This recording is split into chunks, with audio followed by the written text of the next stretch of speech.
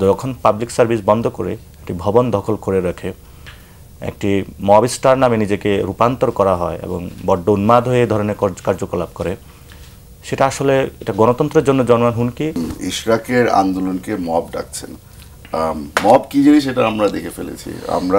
আমরা 18 দিন ইশরাক আন্দোলন করেছে, কোনো রেজাল্ট আসেনি। ইশরাক হোসেনকে মেয়র হিসেবে শপথ দেওয়ার জন্য আদালতের রায়ের পরও আমরা দেখলাম যে সরকার ব্যবস্থা নিল না, এবং আপনারা ঠিক সরকারের কি সমর্থন দিয়ে গেলেন, এর পেছনে কারণ কি?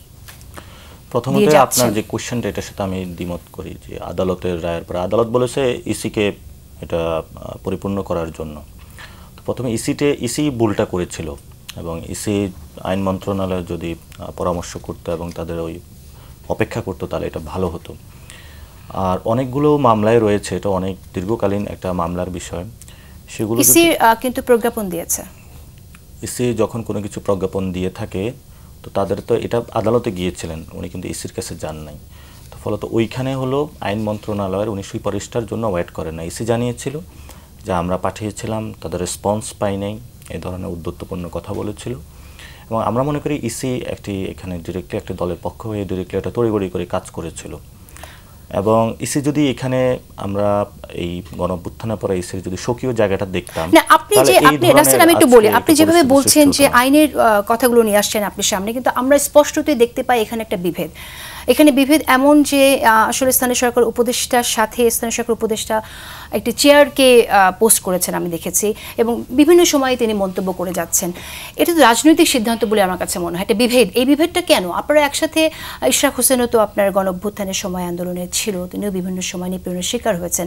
তাইলে এই আইনের মারপ্যাচ আপনি খুঁজছেন বলতে পারেন, এই আইনের মারপ্যাচ যদি আপনি খুঁজতে যান, তাহলে আজকে যে আওয়ামী লীগের সময় যে আওয়ামী লীগ করেছে বলে তাকে আপনার হত্যা করেছে সেসব বাচ্চাদেরকে বলে যাদেরকে গ্রেফতার করা হচ্ছে, একটি কেসে একজন মানুষকে 400 জন গুলি করেছে সেরকম কেসও আছে।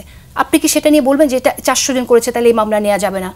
আমি আপনাকে বলতে চাইছি যে ইশরাক হোসেনের পক্ষ থেকে আমরা যেটা শুনি সেটা থেকে তাদের লিগ্যাল ফ্যাক্টে তারা বলছে যে লিগ্যালি তারা ঠিক আছে এবং শপথ পড়াতে হবে। ফরগেট অ্যাবাউট ইট, আমি এটা ভুলে যেতে চাই।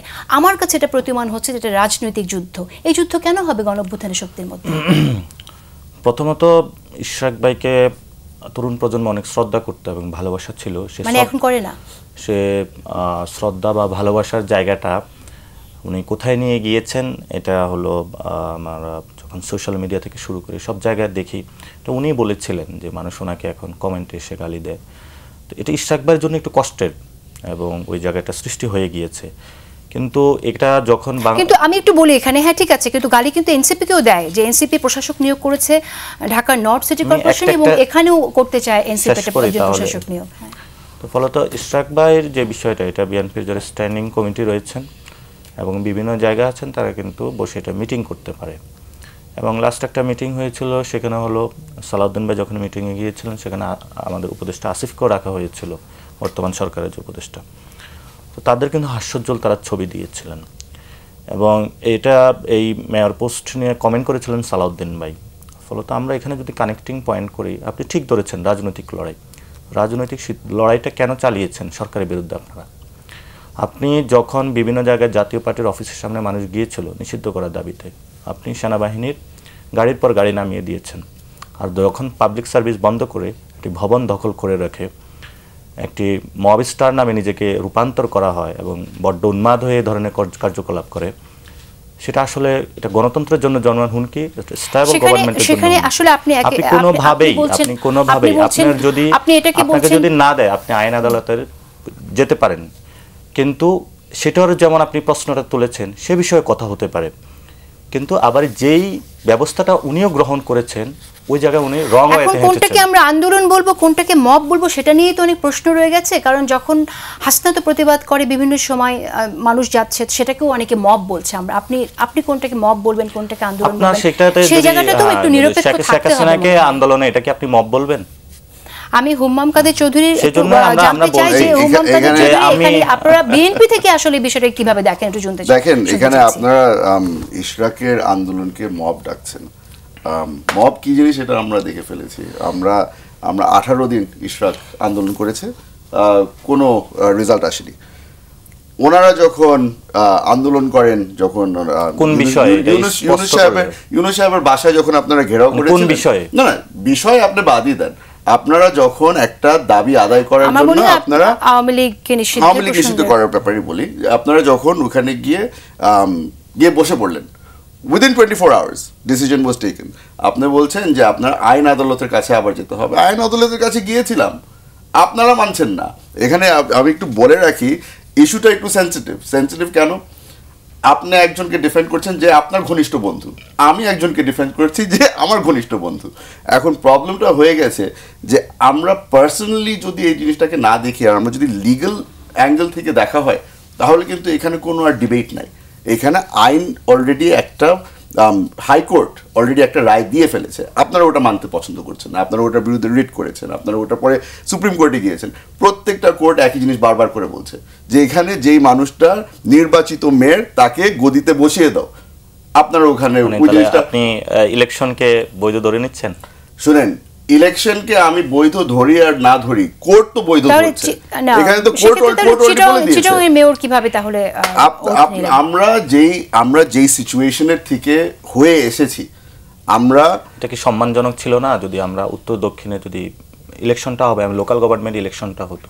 আমি গ্রামে গিয়েছি। এটা একটু ভিন্ন প্রসঙ্গে চলে যেতে হয় আমাদের, কারণ লোকাল গভর্নমেন্টের ইলেকশন নিয়ে কথা বলতে গেলে এটা বলতেই হবে যে আমাদের সিচুয়েশনটা ওরকম কিনা এখন লোকাল গভর্নমেন্ট ইলেকশন দেওয়ার। আপনার হয়তো বা গ্রাম বাংলার মানুষের সাথে এখনো কানেক্টিভিটিটা তৈরি হয় নাই। আমরা ওনার হয়তো কানেক্টিভিটি হয়নি, কিন্তু আমার হয়েছে। আমারও কিছুটা আছে, সেজন্যই বলছি এটা এইজন্যই বলি আপনি করেছেন, কিন্তু আপনার এলাকায় এখনো চেয়ারম্যানগুলা অ্যাবসলিউটলি যেহেতু কথাটা উঠিয়েছে, আমি একটু এটা জবাব দিতে চাই। আপনার অনেকগুলি এলাকায় আপনি গিয়ে দেখবেন যে যেই দিন হাসিনা পালিয়ে গিয়েছে, তার সাথে সাথে অনেক ধরনের পলিটিক্যাল মানুষজন এসে হামলা টামলা করে লোকাল যে চেয়ারম্যান ছিল, চেয়ারম্যানদেরকে ভাগিয়ে দিয়েছে। হ্যাঁ, মিথ্যা মামলা দিয়েছে, সঠিক মামলা দিয়েছে, অনেক ধরনের মামলা টামলা করে তাদেরকে এখন তারা সব পলাতক। আমি আপনাকে আজকে একদম ওপেনলি বলতে পারি যে আমার এলাকার মধ্যে এখনো কিছু আওয়ামী লীগের চেয়ারম্যান বহাল তবিয়তে আছে। কেন আছে? তাদের বিরুদ্ধে কোনো মামলা নেই, তাদের বিরুদ্ধে কোনো অভিযোগ নেই। আর আমি একটা জিনিসে বিশ্বাস করি যে আগের রাজনীতি যেটা ছিল, আমি ওই রাজনীতিতে ফেরত যেতে চাই না। যে আমাদেরকে যারা হ্যারাস করেছে, বছরকে বছর 15 বছর ধরে হ্যারাসমেন্টের শিকার হয়েছি আমরা, যে ওই কারণে আমি এখন বদলা নিব, তাদের বিরুদ্ধে আমিও মিথ্যা মামলা দিব। না, এই যে আমি আজকে যেটা বললাম যে আজিমপুরে 5 মিনিট মিছিল করে উধাও হয়েছে যুবলীগ নেতা কর্মীরা, এটা 5 মিনিট আজিমপুরে করেছে। আপনি যেটা লোকাল ইলেকশন দিলে এটা একটা প্রত্যন্ত অঞ্চলে কি হবে, ওনার এলাকায় কিছু বলতেছে না, এজন্য হলো আজিমপুরে কে বলবে? মানে দেখেন, হুম্মাম ভাইদের ফ্যামিলি সবচেয়ে একটা ভিকটিম, এবং উনি যদি মহানুভবতার পরিচয় দেখায়, কিন্তু ওনার পাশেরই কিন্তু 1400 লোক যাদেরকে খুন করে এখনো নৃত্য উল্লাস করছে তারা। তো সেই জায়গাটা তাদেরকে বিচারের আওতায় আনতে হবে। এবং আমি আপনার সাথে একদম 100 সংগঠন। আপনার মেইন জিনিস হচ্ছে কি যে তাদের বিরুদ্ধে যদি অভিযোগ থেকে থাকে, তাদের বিরুদ্ধে যদি মামলা থেকে থাকে, অফকোর্স তাদেরকে বিচারের আওতায় আনা হবে। কিন্তু জাস্ট বিকজ তারা আওয়ামী লীগ করতো অথবা করে, ওটার কারণে হবে, এটা আমি বিশ্বাস করি। আপনি যদি একজনকে বলেন সেই একটি দল যখন আপনাকে খুন করে গিয়েছে, সেই দলেরই একজন পাবলিক অফিসে বসে এখনো সাইন দিচ্ছে, আপনি কেন পাবলিক অফিস থেকে তাকে সরাচ্ছেন না? আমি তো বলতেছি না আপনি তাকে হলো খুন করুন, আপনি তাকে হ্যারাস করুন। আমি তো এই পাবলিক অফিস থেকে সরানোর দায়িত্ব যাদের, সেই প্রশ্নটা তাদের। আমরা যখন চুপ্পুকে যখন পাবলিক অফিস থেকে সরানোর জন্য গিয়েছিলাম, একটি দলে মানি নাই।